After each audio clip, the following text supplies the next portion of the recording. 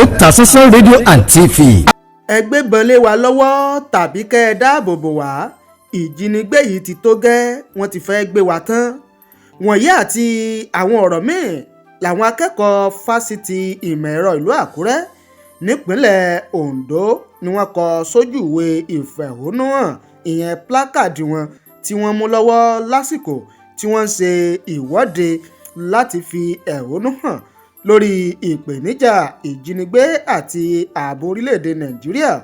láàárọ̀ ọjọ́ ẹtì Friday ọjọ́ kẹsàn-án oṣù kejì ọdún 2024 ni àwọn akẹ́kọ̀ọ́ náà tú jáde sójú pópó níwájú ilé ẹ̀kọ́ wọn Federal University of Technology tó wà ní ìlú Àkúrẹ́.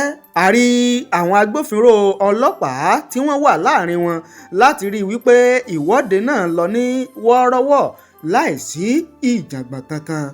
ẹ tẹ̀lé wa fún ẹ̀kúnrẹ́rẹ́ ìròyìn náà tó ń bọ̀ láìpẹ́ lórí ìkànnì yìí. ẹ má gbàgbé o láti subscribe kẹ́ ẹ sì tan notification bell ìyẹn aago rán mi létí kẹ́ ẹ lè máa mọ̀ tá a bá ti mú tuntun wá fún yín lórí ìkànnì yìí.